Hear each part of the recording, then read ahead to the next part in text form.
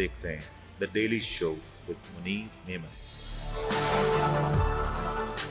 ये मैं ज़रा सा आपसे मैंने आने से पहले पूछा था कि यहाँ कोई ऐसी सियासी बातें तो नहीं होंगी, तो आपने मुझे कहा नहीं, आइन की बातें होंगी सिर्फ मगर बहुत सारी सियासी बातें हो गई और मैं खैर इनका फ्रीडम ऑफ राइट है, वो भी यही आइन देता है, तो मैं इनको कुछ नहीं कहता हूँ। इसका ये मतलब नहीं है कि मैं इनसे एग्री करता हूँ, ये मैं वजाहत करना चाहता हूँ।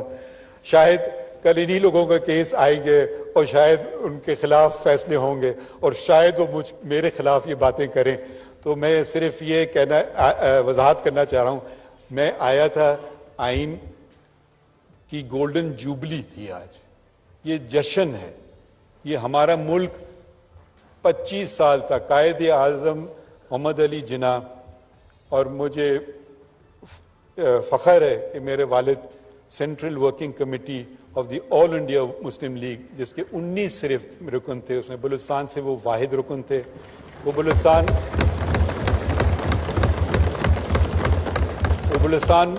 में मुस्लिम लीग कायम की। बलूचिस्तान, ना सिर्फ बलूचिस्तान मगर उस वक्त का जो सूबा सरहद होता था, जो अब खैबर पख्तूनख्वा, तो वहाँ भी वो गए और उन्होंने वो सियासी शख्सियत थी और उन्होंने ये मुमकिन बनाया कि ये दो सूबे जो अब पाकिस्तान के हैं, और अब अगर उनका रुकबा जोड़ें तो पाकिस्तान के ख्याल में बहुत बड़ा हो जाएगा कि ये पाकिस्तान का हिस्सा बने। जनाब स्पीकर, अगर मैं अपने आप को हिस्ट्री का विटनेस कहूं, 35 साल की हिस्ट्री का, और भुट्टो साहब की भी तारीख में अगर मैं अपने आप को विटनेस टू हिस्ट्री कहूं कि मेरे वालिद भी इस असेंबली में बैठे थे, उनने भी कॉन्स्टिट्यूशन पे साइन किया था, और अल्लाह के फजल से हमने जमहूरियत बहाल की थी।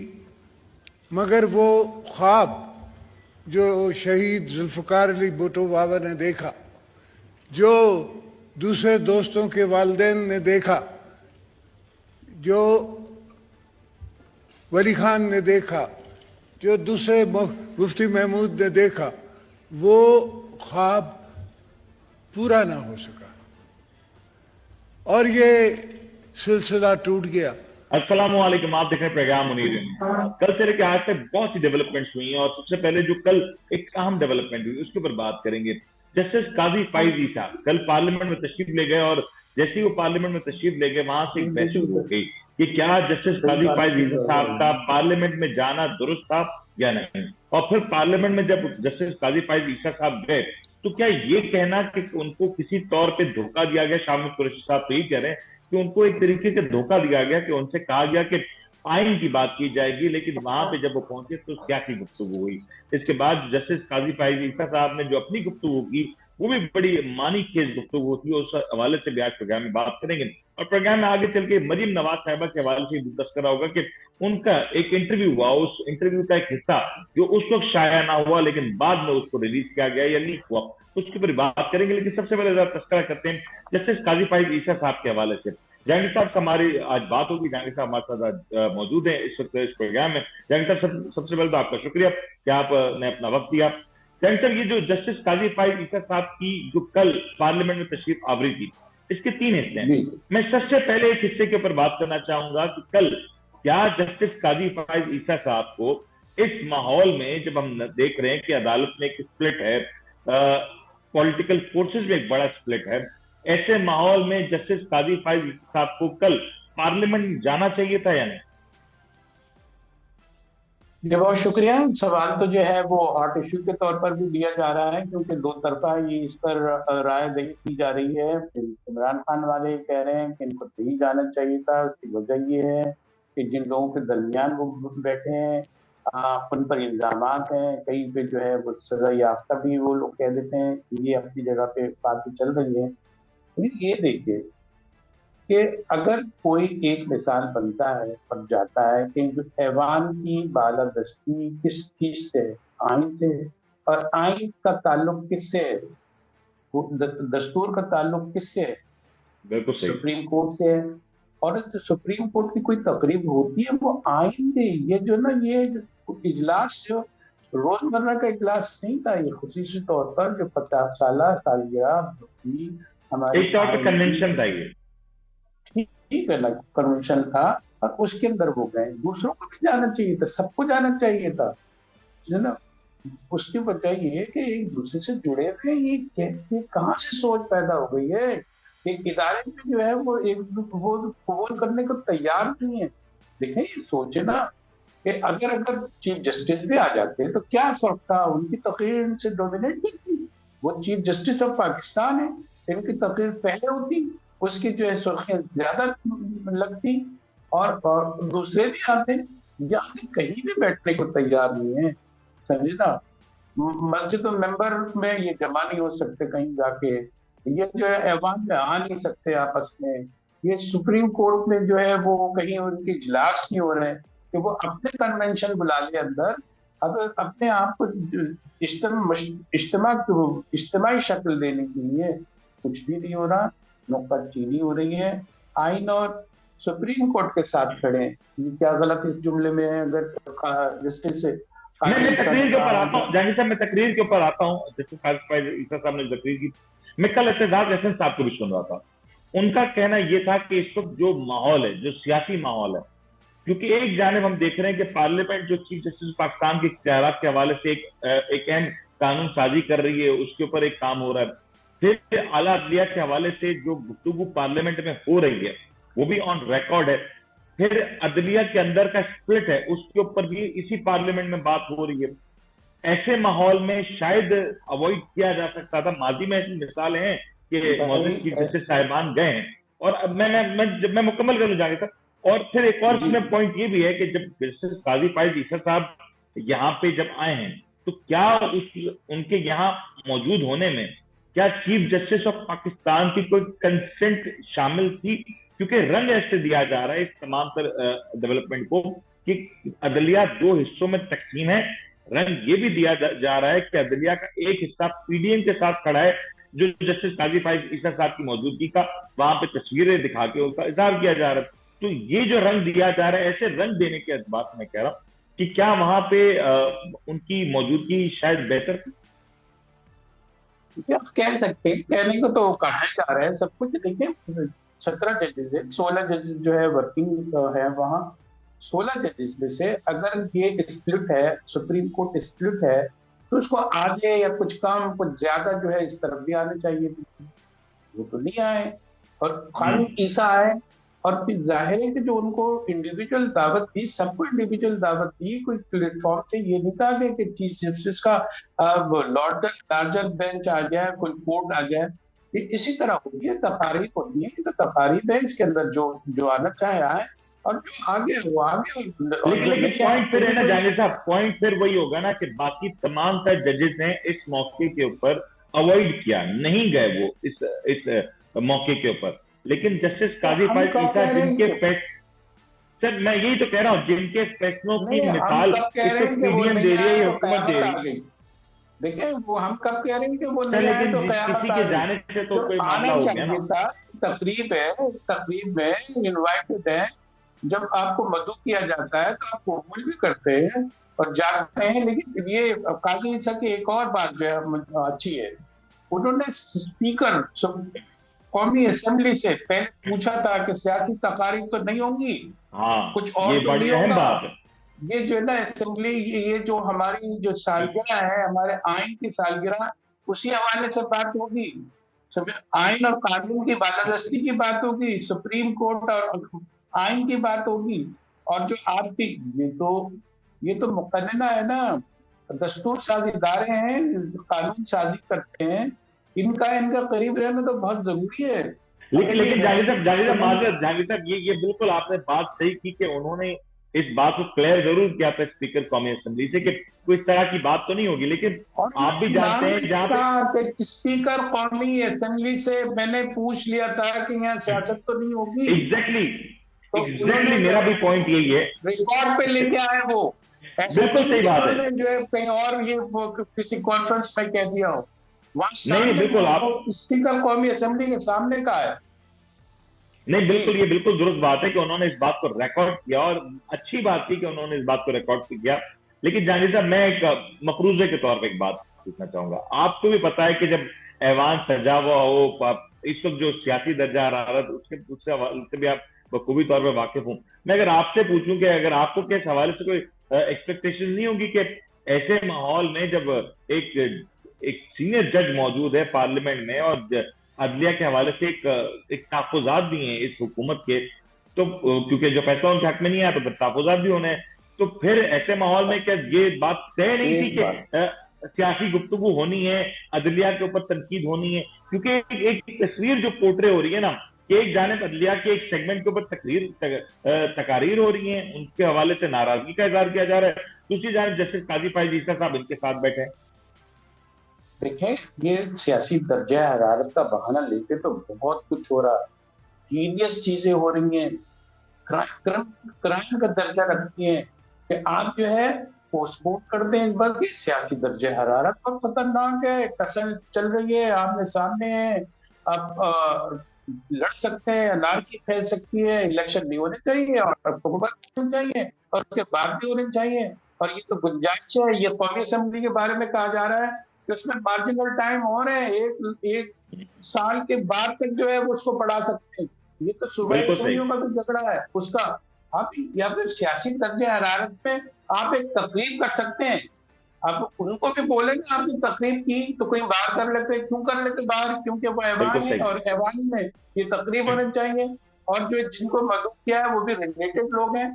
उसमें जो है कायम अली शाह को मदऊ किया है कि उसमें दस्तूर असेंबली जो थी उसके अंदर मौजूद थे, एक तारीखी हवाले से वो मौजूद थे, उस तारीखी हवाले से उनको भी मदऊ किया गया है, लोगों को मदऊ किया गया और डिग्नेटरीज को मदऊ किया गया है। आपका पॉइंट आ गया, लेकिन अब इससे दूसरे हिस्से पे चलते हैं जो तकारीरी, मैं अब प्रिसाइसली बात करूंगा। शाह महमूद कुरैशी साहब ने कल ये बात कही, मैं सुन भी रहा था उनको, उन्होंने कहा कि एक तरीके से धोखा दिया गया जस्टिस काजी फाइज ईसा साहब को। कहा यह गया कि सियासी गुफ्तगू नहीं होगी, लेकिन वहां पे सियासी गुफ्तगू भी हुई, वहां पे आला अदलिया के ऊपर तनकीद भी हुई। क्या वहां पे जस्टिस काजी फाइज ईसा साहब की मौजूदगी में जो पार्लियामेंट मेंबर्स का जो पार्लिमानी मेंबर्स का जो रवैया रहा, आपको लगता है वो मुनासिब रहा या वो तकारीर उस मौके पर अवॉइड की जा सकती थी? ये बिल्कुल सही है। जो चीजें, जो प्रोटोकॉल, जो डेकोरम बच जाता है, जो आ जाता है, उसके मुताबिक ही होता है, फॉर्मेट होता है। ये जिम्मेदारी है हमारी कौमी असेंबली के स्पीकर की कि जो कहा जा रहा है उसका अमल होना चाहिए। और अगर ऐसा नहीं हुआ तो उन्होंने रिकॉर्ड कराया, जिस लहजे में सही, लेकिन उन्होंने रिकॉर्ड पे एहतजाज किया है कि यह सियासी तकरीर नहीं होनी चाहिए थी। अगर जरदारी साहब को ले लें, जरदारी साहब की कैसी अजीब सी तकरीर थी जिसमें बड़ा सदमा सा हो रहा था कि इस वक्त ये मौका नहीं था। एक पुराने हमारे जज थे, जज से उन्होंने कहा कि इसको जो है वो दे दिया जाए, कोई रिलीफ दे दिया जाए। इनकी दरखास्त उन्होंने मान ली। अब वो बेचारा हैरान परेशान बैठा हुआ है, उसी के सामने जज के बारे में कहा जा रहा है कि ये दरखास्त उन्होंने मान ली और जो है कौमी मफाद में थी, और वो जो हमारे कहने में जो है ये काम हो गया। ये कहने का ऐलानी की बात थोड़ी होती है, कानून की बालादस्ती की बात होती है। वो कहाँ नजर आया? इस पे लेके आए ना, सियासी लोगों की जो तकलीफ थी उस पर बात करें ना। उनके आने जाने में तो एक फॉर्मेट उन्होंने तय किया था, उस पर बात करके चले गए, एक लफ्ज उन्होंने सियासी था नहीं। ये बिल्कुल सही है, लेकिन मैं जानिए जस्टिस साहब की तकरीर के ऊपर बात करने से पहले एक चीज बड़ी क्लियर यहाँ पे करना चाहूंगा। उनकी तकरीर से पहले का जो माहौल, मैं भी उनकी तकरीर को एक्सक्लूड कर रहा हूं एक लम्हे के लिए। कल जो कुछ पार्लियामेंट में हुआ, क्या उससे एक लॉ प्रैक्टिसिंग स्टूडेंट के हवाले से, एक आम पाकिस्तानी के जहनों की बात करें तो क्या आला अदलिया का तकद्दुस पामाल होता हुआ नजर आया, या उसकी तकरीर में उसकी मैं कहूं कि रिस्पेक्ट में कोई कमी होती हुई नजर आई? एक पर्सपेक्टिव ये भी है कि कल किसी ना किसी तौर पे आला अदलिया के साथ या जो कुछ अभी अदालती फैसला और कहीं ना कहीं स्कोर सेटलिंग भी हुई है। देखिए, एक बात ये आला अदलिया की जो है तौहीन इसलिए नहीं होती, वो तौहीन अगर हुई है, उन्होंने बद एहतियाती की है और जो उन्होंने जो कुछ कहना था उनके मुंह पे और उनके करीब बैठ के ये तासुर भी दरान के हम जो है वो कोर्ट के करीब भी हैं, जजेस के करीब हैं, एक खामोश तासुर भी देने की कोशिश की है सियासी लीडर्स की तरफ से, ये भी एक अफसोसनाक बात है। और दूसरी बात ये है कि वो एक शख्स बैठा है तो उसको मजबूर किया गया है, लेकिन इन लोगों ने क्या किया, तकदीस का ख्याल रखते कि यहाँ अगर आप मुतनाज़ बात करेंगे, जजों की जो है तौकीर में कम करने की बात करेंगे, जज ऐसे काम करते हैं, इसके बाद वाले कोई फोरम पे बात करते, सियासी फोरम पे बात करते तो चलता। आज जो है आइन के लिहाज से, गोल्डन जुबली के लिहाज से ये तकरीब थी तो उसको महदूद रखते, लेकिन यहाँ रही क्या, कौन किसका ख्याल रख रहा है, कौन सा तकदीस रही है, कौन सी जो है फॉर्मेट में रह गया है, सब तो चकनाचूर हो गए। ये पैमाने जो इखलाक के, ये किरदार के पैमाने टूट चुके हैं, बिखर चुके हैं, नशर तक उनकी तिरछियां नजर नहीं आ रही हैं। इस सूरत में आपके तवक्का करते कि यूं हो जाता तो यूं हो जाता है, तो ये भैया यही हो रहा है, इसी का तो रोना है। लेकिन जहांगीर साहब, अब ये बिल्कुल आपने यही असल में हमारा गिला भी है, या हमारी एक जो हम जो पॉइंट आउट भी कर रहे हैं वो यही बात है कि शायद कल की जो तकरीर थी वो और बेहतर अंदाज में हो सकती थी, कुछ ही देर के लिए अपने ग्रीवेंसेस को बुलाया जा सकता। लेकिन जो काजी फैज ईसा साहब ने तकरीर की है, अगर उस तकरीर को देखा जाए, सुना जाए, वो बड़ी इंपॉर्टेंट तकरीर थी। उन्होंने पहले तो डॉक्यूमेंट किया कि वो यहाँ आए किस मकसद के लिए हैं। उन्होंने इस बात को भी क्लियर किया कि उनके यहाँ आने का मकसद वो किसी भी तौर पे सियासी नहीं, बल्कि वो आइन और आइन की बालादस्ती के लिए आए हैं। तो वो जो कल की तकरीर है उसको कैसा देख रहे हैं? उन्होंने एक और बात बड़ी इंपॉर्टेंट की कि हो सकता है कि कल आप लोगों के में से कुछ लोगों के केसेस मेरी अदालतों में हो, तो ये बात बड़ी अहम थी और ये ऑन रिकॉर्ड उन्होंने कही। कहा देखिए, जजों को अगर कोई जज दिलेरी से काम ले रहा है और बात कर रहा है और मुंह पे कहते जा रहा है कि तुम्हारे भी आएंगे तो इंसाफ से होंगे, ये दिलेरी हर एक की बात की है। हर एक को जो है हम खराब करते हैं इसलिए कि ये इस ग्रुप का है, ये जो चीफ जस्टिस साहब के खिलाफ है, ये उसके ये है, ये है, इस पर चूंकि चुनाचे में हम पड़ जाए तो ये सब कुछ खराब हो जाएगा। अगर एक बात ये एक वो जो है कमी चीफ जस्टिस हैं, उनकी अहमियत है, सेकंड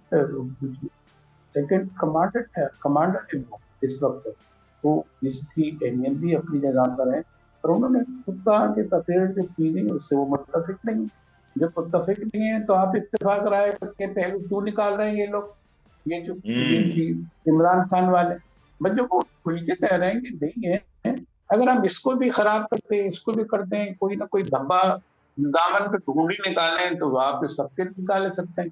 एक चीज की गई है, जितनी उसको फॉर्मेट में थी, वो कल जो बात हुई थी उस तकरीब के हवाले से उनके अमल को ये देखा जाता है, नहीं इधर देखना चाहिए कि कौन से ग्रुप थे, अगर वो नहीं आए तो उनसे पूछ लो जाया भाई क्यों नहीं आया। लेकिन जहांगीर साहब एक चीज जरूर हाईलाइट करनी चाहिए ना कि कल की जो तकरीर थी, अगर उसमें जो सीनियर जजेस एक मुत्तफिका तौर पे एक लाए अमल के साथ कल की तकरीब में पेश होते हैं, या चीफ जस्टिस ऑफ पाकिस्तान की सरबराही में यकसा तौर पर पेश होते हैं, तो शायद कल एक बहुत अच्छा मौका भी था आलादिया के पास कि जो सवाल उठाए जा रहे हैं, जो की बात की जा रही है, वो भी ये बात है। इन पर अगर इनको किसी कोई कसर थी, कोई ज़हनी मजबूरी थी, कोई रिजर्वेशन थी, तो ये जजेस अगर उसका इजहार करते तो हम तो बात करते। वहाँ खामोशी से वो ये भी उज़्र दे सकते हैं कि भाई देखें कोई जाती मजबूरियां थी, मसरूफियात थी जिसकी वजह से नहीं आए।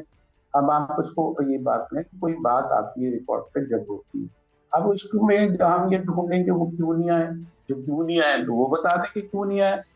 भाई कोई उनको बेतराज का है इसके फ्रेम से इसमें नहीं जाना चाहिए, कोई कानूनी खतरा थी, कोई इखलाकी जवाब उसका विचार वो भी बता देते, वो भी बहस में आ जाता हमारे।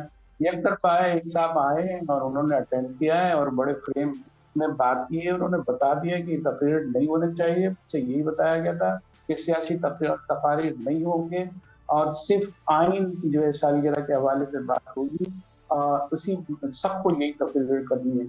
नहीं किया तो ये हमारे ये जो हमारे जस्टिस हैं, इस बड़ा काबिल जज है, हम इनको लान तान करें और ये करें और वो करें और ये बड़ा इम्पोर्टेंट है कि आपने बिल्कुल सही कहा कि लान तान करने से कोई चीज हासिल नहीं होती। और कल उन्होंने बड़ा क्लियरली कहा, कैटेगोरिकली ये बात कही कि जो इंसाफ का पैमाना वो यकीनी तौर पे उसमें कभी भी कोई भी किसी के सामने इनकी अदालत में पेश हो सकता है। लेकिन जाहिर है इस सेगमेंट को जरा वाइंड अप करने से पहले मैं चाहूंगा इस हवाले से भी गुफ्तगू करें कि कल इसी अपडेट के हवाले से बात हो रही, सुप्रीम कोर्ट के अहकाम थे कि इलेक्शन कमीशन को फंड के हवाले से जो मामला है उसको कल की तारीख तक क्लियर करने थे, यानी कि 11 तारीख तक ये सारी सूरत को वाजे करना था।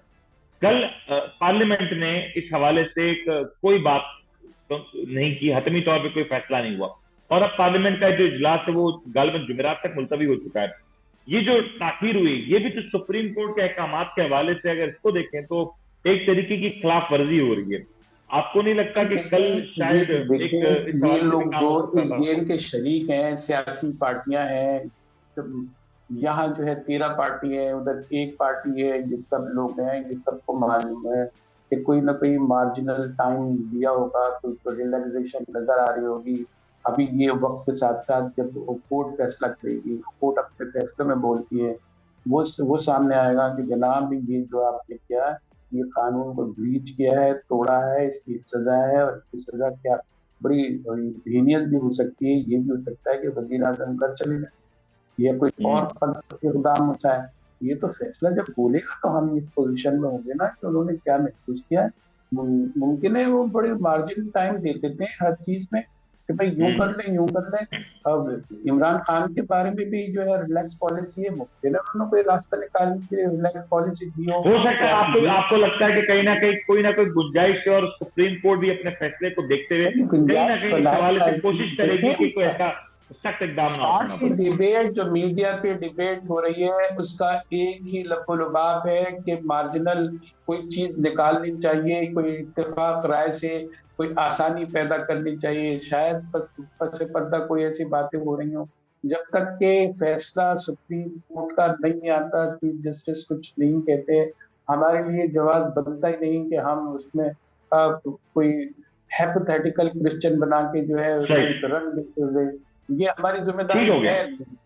जी ठीक हो गया जाहिर साहब, आपका पॉइंट आ गया और यकीन तौर पर बड़ा अहम मैटर है इस हवाले से और उम्मीद करते हैं कि इस सवाल की भी जो चीजें हैं वो बहुत जल्द अनफोल्ड हो। लेकिन कल के प्रोग्राम में भी हमने एक बात आपसे कही थी कि अभी भी डायलॉग का अमल जारी है और हो सकता है इस बात पे इत्तेफाक हो जाए कि सूबे और वफाक के जो इलेक्शन है वो 1 तारीख से एक साथ हो जाए। इसके ऊपर बात करेंगे। और मरीम नवाज साहिबा ने क्या कुछ कहा, क्या कुछ उनकी एक इंटरव्यू में से मिस हुआ और फिर वो आज मंजर आम पे आया, उसके बाद एक बहस जारी है कि आखिर वो गाड़ियां वो तहफ जो तोशा खाना के हवाले से वो कहती आई हैं और कभी क्लेम करती आई हैं, वो सब कहाँ चले गए, इसके ऊपर बात करेंगे। ब्रेक लेते हैं, ब्रेक बता दो।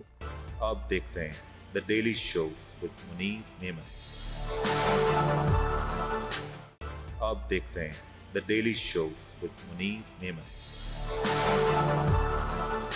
प्रोग्राम में आपको खुशामदीद करते हैं। टक्कर और पे मरीम नवाज साहिबा के हवाले से।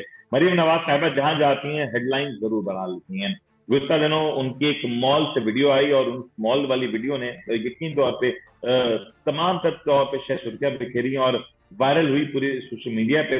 और फिर कल एक वीडियो उनकी मंजर आम पे आई जो कि उन्होंने एक इंटरव्यू दिया था।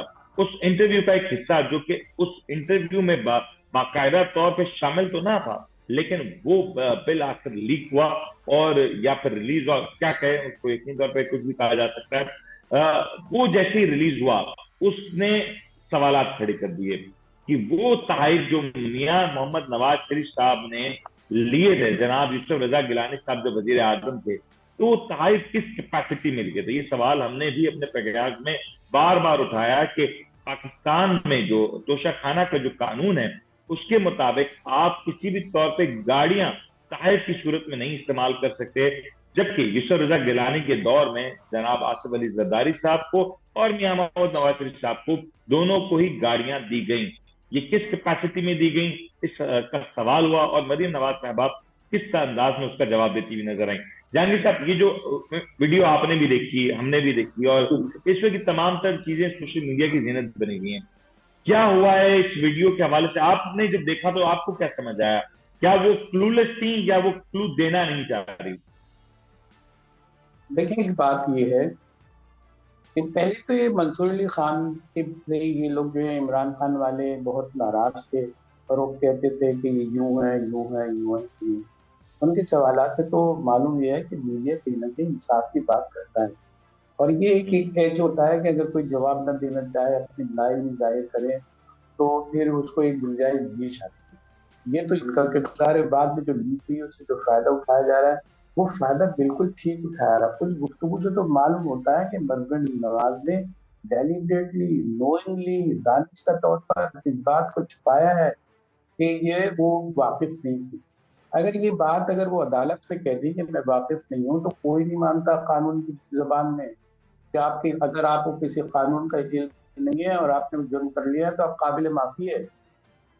ये संगीन बात है ना कि आपको ये नहीं मालूम है कि आपके वालिद साहब ने क्या दिया है, आपकी BMW कब आई है, वो कब रजिस्टर हुई है, कब आपके नाम पे चढ़ी है, क्यों चढ़ी है आपके नाम पे, और आपके बारे में भी कहा जा रहा है, आपके शोहर के बारे में डिक्लेयर की गई है गाड़ियां, ये तमाम, ये सारी चीजें एसेट्स में डिक्लेयर्ड हैं, ये रिटर्न्स में फाइल की गई हैं। दबाव पड़ा इसके बाद अगर ये कहा जा रहा है कि यूसुफ रजा गिलानी साहब ने कहा उनसे कि भाई गाड़ी ले जाएं, बड़ी उन लोगों की उस वक्त तो बड़ी तकलश थी आपस में, और बड़ी एक दूसरे को पेट फाट के हालात वो निकालने की थी, दौलत निकालने की थी। अंदर ही अंदर जो है वो एक दूसरे से रिक्वेस्ट करते हैं कि ये 2 करोड़ रुपए की गाड़ी है भैया, तुम्हारे नाम है, इसको टैक्स जो बनाए नाम लगता है इसको भरो और रख लो, ये तोहफा तुम्हारा है, ये स्टेट की बरकत है कि तुम्हें वजीर आजम बना दिया है, 2 करोड़ की गाड़ी तुम रख सकते हो, ले सकते हो और डिक्लेयर भी करा सकते हो।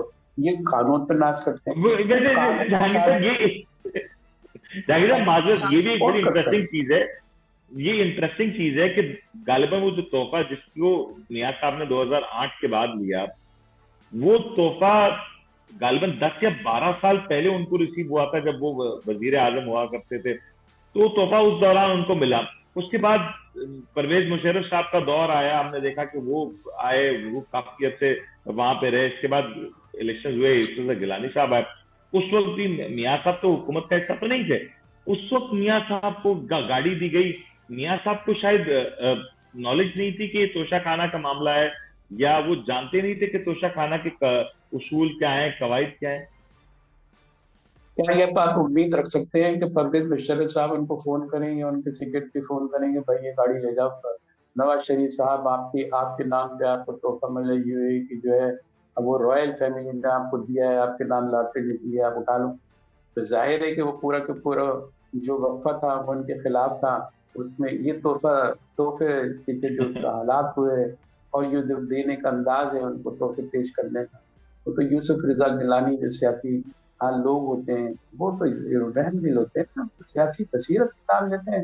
उन्होंने अपने भाई सर जात का पैसा नहीं होता ना सर, वो आवाम का पैसा होता है, अपनी जेब का नहीं होता।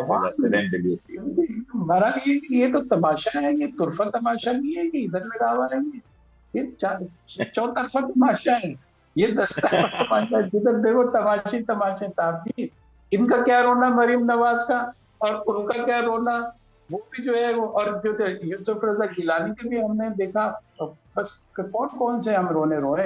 लेकिन जाहिर साहब आपको नहीं लगता कि ये बात मज़ाक खेज है कि पहले तो अक्सर ये क्लेम करती हैं कि उनके नाम पे कोई प्रॉपर्टीज नहीं है, फिर वो प्रॉपर्टीज निकल आती हैं, खुद वो कहती हैं कि उनकी कोई बड़ी जायदाद नहीं है। तो जो शख्स जितनी बड़ी इसकी जायदाद नहीं है, तो उसको उसके नाम पे अगर उसके टैक्स रिटर्न में कोई गाड़ी डिक्लेयर हुई है तो उसको ना इल्म हो, ये कैसे हो सकता है? और फिर उनके वालिद साहब के साथ वो रही हैं, उनके साथ अगर वो गाड़ी आई है उनको नहीं इल्म है, तो ये कैसे मुमकिन है? और फिर उनके अपने शौहर के नाम पे अगर एक गाड़ी आई है, ट्रांसफर हुई है, तो उनको इल्म नहीं है, ये कैसे मुमकिन हो सकता है? जाने तक देखिए, हम तो पहले कह चुके हैं, पहले ही जो है हम अपने इंट्रो में कह चुके हैं, ये सारी चीजें होती रहती हैं। मंसूर अली साहब ने इंटरव्यू लिया तो उनसे मंसूर अली खान साहब ने इंटरव्यू लिया तो उनसे वादा किया गया था कि वो सबूत करेंगे, वो दोबारा वापस आएंगी, वजाहतें करेंगी। इस प्लेटफॉर्म पे उन्होंने वजाहत की है कि ऐसा था, यूं था, मेरे नाम की गाड़ी थी और मेरे वही गाड़ी जो है वो उनके वालिद के नाम पे भी थी, उनके नाम पे भी थी। जाहिर है कि ट्रांसफर हुई होगी, प्रॉपर्टी ट्रांसफर के तौर पर बात करें, बेटी को दी होगी। ये सिलसिला खैर का जो ना सवाब जारी है, तो कहाँ से कहाँ पहुंचता रहता है खानदानों में, यही हम देखते रहते हैं। अब हमारी किस्मत। लेकिन जाकिर साहब, आपको नहीं लगता कि इस इंटरव्यू यकीन तौर पर उतनी बड़ी हेडलाइन क्रिएट हुई है जो मरीम नवाज साहिबा ने एक बार कहा था कि मेरी लंदन तो क्या पाकिस्तान में कोई प्रॉपर्टी नहीं है। ये एक चीज जो अब सरफेस हुई है, आपको लगता है कि नून लीग के लिए ये आगे चल के बड़ा मसला बनेगी? क्योंकि एक तरीके की एम्बैरेसमेंट सिचुएशन तो है, और अभी नून लीग की जो ऑलरेडी ग्राउंड पोजीशन है वो इतनी को मुस्तहकम नहीं है कि शायद नून लीग इसको अंडर द कारपेट करने में कामयाब हो जाती। सोशल मीडिया है, वाइब्रेंट है, और उसको तहरीक इंसाफ इसका बच्चों पैदा उठा रही है। चोरी की एक ही निशानी है, बहुत बड़ी खुली वादे विविध निशानी ये है, इसको छुपाया जाता है, उसको ट्विस्ट किया जाता है, उसके एंगल दिए जाते हैं। इधर से बात अगर करो तो उधर, अगर बाप के बारे में सवाल करो तो वो कहे मेरे पास नहीं है, मेरे पास है। फिर वो सवाल ये करे कि आपके शोहर के पास तो है, बोले अच्छा शोहर के पास है तो वो भी मुझे मालूम नहीं है, वाली साहब के पास वो भी मुझे मालूम नहीं है, इनके इस्तेमाल में नहीं है, तो वो कहाँ छुई हो गई। ऐसी बहुत सारी चीजें इंसान की, ये सियासी बयान पे आप न जाए करें, वक्त की जरूरत है। और इस पे जिनको एहतजाज करना चाहिए कि ये गलत बोलने चाहिए, पार्लियामेंट से आवाज उठती है, लेकिन ये इतने इनके मकास इतने मफाद ऐसे जुड़ जाते हैं कि आवाज भी नहीं उठ पाती। ये तो जुर्म है ना। ये चीज कोई जो है आवाम को एक लैपटॉप देने की तो ये मुहिम चलाई थी, उसके जो है वो रोटी देने की एक को खोला था, इन्होंने भी लंगर में सारे के सारे जो है आवाम के मफाद में तो कुछ भी नहीं रहा। अभी ये आटा इन्होंने दिया है, अब एक सूबे में खूब आटा बताया वो पाकि गवर्नमेंट का एक सवाल, नाजुक सा सवाल है। बिल्कुल सही, तो सारे मुल्क में है ना। ठीक हो गया जाहिर साहब। ये यकीनी तौर पे हम भी एक्सपेक्ट करेंगे और हम इंतजार करेंगे तमाम तर लोगों की तरह कि मरीम नवाज साहिबा जल्द कैमरे के सामने आएंगी, और ये जो उन्होंने कमिटमेंट की है कि वो इस हवाले से क्लैरिटी देंगी और बताएंगी कि आखिर गाड़ियों का मामला क्या है, और तोशा खाना के तहत कौन से किस अंदाज में उन्होंने लिए, या उनकी फैमिली ने लिया, उनके वालिद साहब ने लिए, और फिर उनकी जो आगे तरसील है वो किस अंदाज में हुई, और उनके जो अपने गोशवारे हैं वो इस हवाले से क्या कहते हैं। यकीनी तौर पे वो खुद आके मीडिया पे आके एक रिस्पॉन्सिबल सियासतदान होने के नाते वो खुद आके इस बात की क्लैरिटी भी देंगी और आवाम को सवाल से बखूबी तौर पे आगाह भी करेंगी। जहांगीर साहब कोई कंक्लूडिंग रिमार्क देना चाहें आप? देखिए मसला ये है कि ऑफ द रिकॉर्ड बात की है, उसको जो एडिट किया गया है, उसके बाद कोई नहीं है, उसका सवाल कैसे उठाए। एक ये भी वो बताते हैं इखलाकी जवाब के ऑफ द रिकॉर्ड हो जाए, उस ऑन द रिकॉर्ड ना किया जाए। यहाँ चीजें लीक हो रही हैं, लीक क्यों हो रही है कि आपने भी कोई ये डिस्कस थ्रो में कोई कमी नहीं डाली है इधर की इधर। गालिबन मरीम नवाज साहब को याद तो आया होगा ना जहांगीर साहब के वो एक वक्त में कहा करती थी तो उनके पास बहुत से जजेस की और बहुत से लोगों की वीडियोस हैं। गालिबन मेरे ख्याल से ये वीडियो भी शायद इसी हवाले से। भाई देखिए जब जो है हम डिस्कस थ्रो करेंगे तो 10 भी तो थ्रो आएगी ना। बिल्कुल तो इन्होंने देखा थी ना, ये तो कोई खेल शुरू किया ना, इसके लिए तुम्हें तैयार भी रहना चाहिए। लेकिन ये जो जिस हेज की सतह पर है ना, इसमें इससे ज्यादा फर्क नहीं पड़ता, न इधर को न इमरान खान वालों की पार्टी को, न इधर को कोई फर्क नहीं पड़ता है। इससे बड़े बड़े राज होंगे और बड़े बड़े लीक हो सकते हैं, लेकिन फर्क तो हमें पड़ रहा है ना। हम तो निशानदेही करते, बता देते हैं, बात बता देते हैं, तज्जियात करते हैं, जुजियात बता देते हैं चीज की, और उसकी तस्वीर बन सकती है, लोग समझ सकते हैं। अगर ना वो समझना चाह रहे हैं, और लोगों में तो इतनी सख्त की समझ छोड़ी नहीं इन्होंने कि वो इन बातों को समझ सके। काम चल रहा है, कारोबार चल रहा है सर, काम चल रहा है, काम चलने दें, और उम्मीद करते हैं कि इस हवाले से जल्द कोई अहम पेशरफ और खुद आवाज तो हमारी आवाज पैदा करने से कि नहीं, ये तो जमीर से अंदर से आवाज पैदा होनी चाहिए ना, वो तो नजर जी। सर उम्मीद करते हैं कि जमीर और जमीर के अंदर की आवाज जरूर पैदा होगी और आवाम को हकाइक जरूर पता चलेंगे और जल्द पता चलेंगे। प्रोग्राम का वक्त अपने इख्तिताम पे पहुंचा। जहांगीर साहब आपका एक बार से बहुत बहुत शुक्रिया। अपने मेजबान मुनीम को इजाजत दीजिए, अपना ख्याल रखिएगा। अल्लाह। आप देख रहे हैं the daily show with Munir Memon.